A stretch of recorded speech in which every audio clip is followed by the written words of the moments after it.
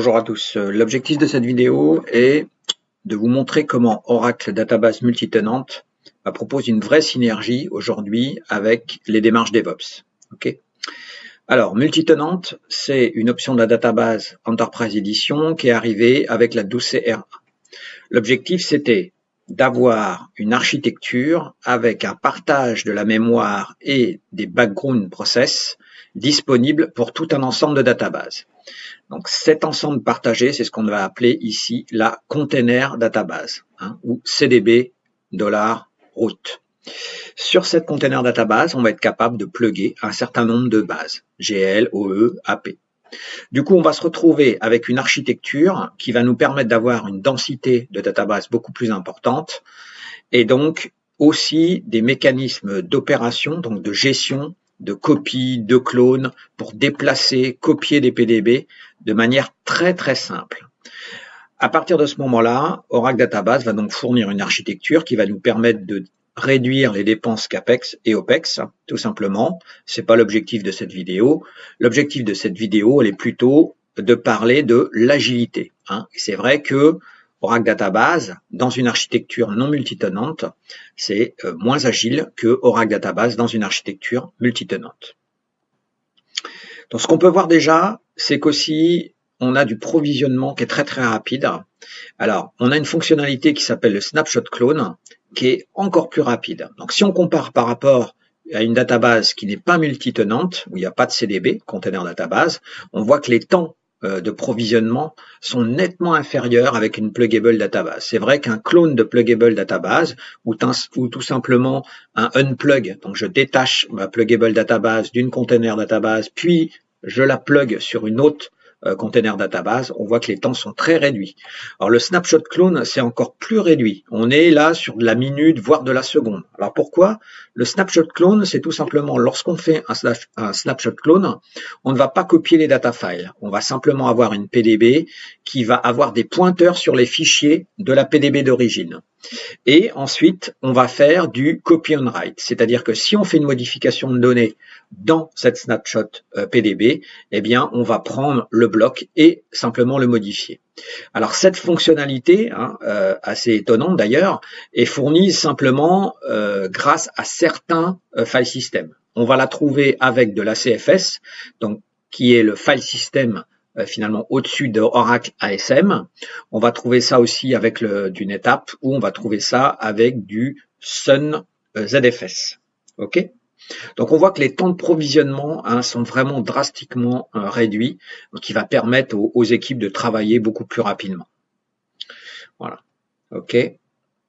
Donc tout ça pour dire que finalement, avec cette fonctionnalité multitenante, eh bien, on va mettre la database dans un mode beaucoup plus agile et donc beaucoup plus, ça correspond bien mieux aux nouveaux développements qui sont effectués aujourd'hui. Alors, en 12CR2 maintenant, une feature qui est apparue et qui s'appelle Application Container. Alors c'est vrai que les features dans la 12CR1, eh bien c'est une architecture multitenante, mais finalement comme on va la retrouver dans d'autres databases du marché. En 12CR2, on a sorti une feature qui est vraiment très très intéressante, qu'on va pas retrouver ailleurs, qui va s'appeler Application Container. Donc ça veut dire quoi? Au-dessus de la container database CDB root, on va rajouter un niveau qu'on va appeler l'application root container.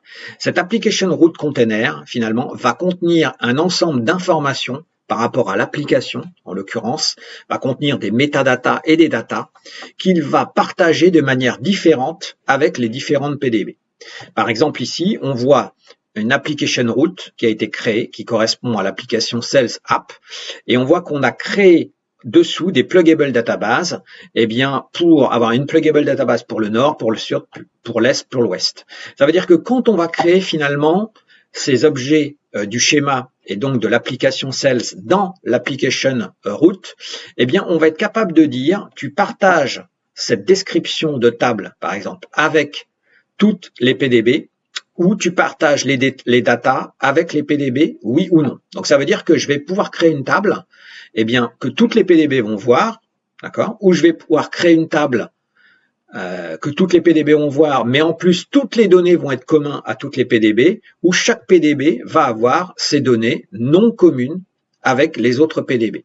Donc ça, c'est le premier point. Le deuxième point, c'est que je vais être capable de gérer du versionning. C'est-à-dire que lorsque je vais créer des objets, des tables, des procédures PLSQL, je vais être capable de versionner l'application. Okay. Et ensuite, je vais être capable de synchroniser cette version avec les différentes PDB. Ça veut dire que je vais être capable de mettre à jour une PDB pour que l'application et donc la description des objets de la DB, les tables, les procédures PL passent de la V1 à la V2, ou je vais laisser tout simplement cette PDB en V1 pour avoir une autre PDB en V2 et regarder l'impact que ça a au niveau de mon application. Donc on voit que finalement on va avoir des features qui sont très orientés ce qu'on va appeler gestion agile du schéma de données. Et ça c'est très très intéressant parce que c'est pas le tout d'être agile sur la création d'infrastructures, c'est-à-dire être capable de créer des databases de manière très agile. Il faut aussi être capable de gérer le schéma de manière agile, de façon à avoir une agilité de bout en bout depuis la création de la DB jusqu'au management du schéma avec ces différentes versions, tout ça pour être bien aligné avec les différentes versions de l'application.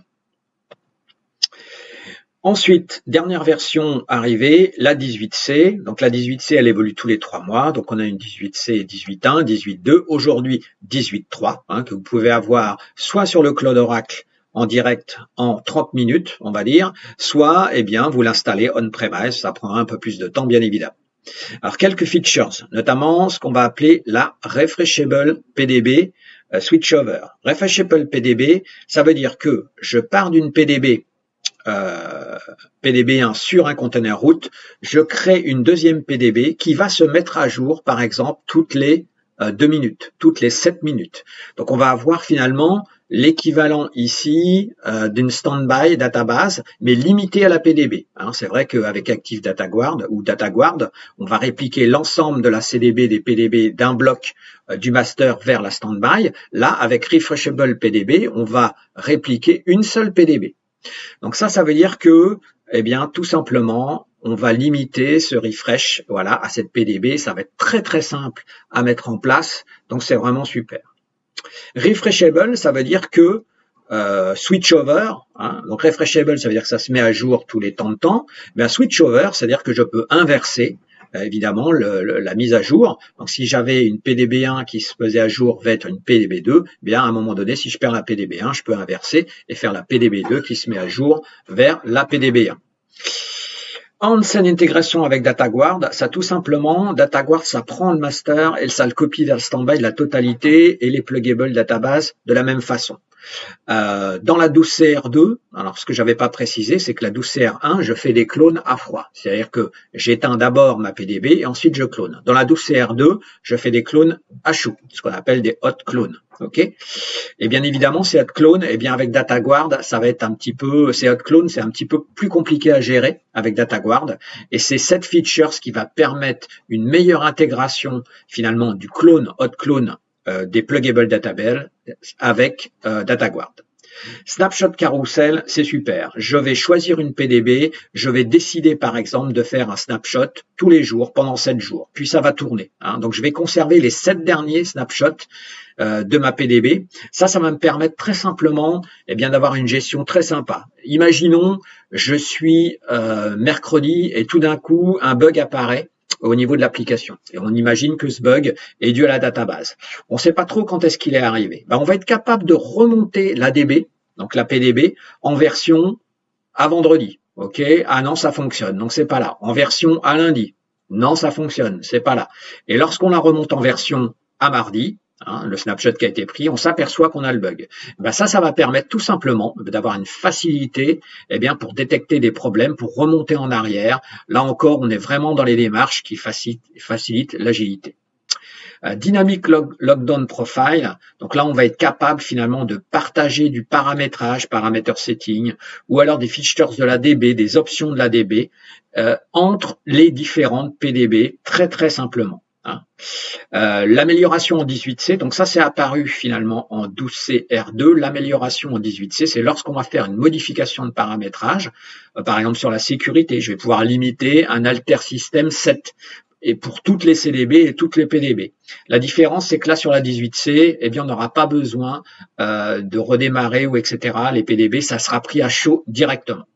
CDB Fleet Management, ça me permet d'avoir une CDB, par exemple, à New York, qui va avoir la vision de toutes les PDB, d'accord, disponibles ailleurs. Donc j'ai une CDB à New York, j'ai une CDB à Londres, j'ai une CDB à Paris. Ok, eh bien je vais être capable, en me connectant sur la CDB à New York, eh bien de voir toutes les PDB qui sont disponibles dans le monde. Donc ça va permettre finalement du management eh bien, de CDB à plus grosse maille.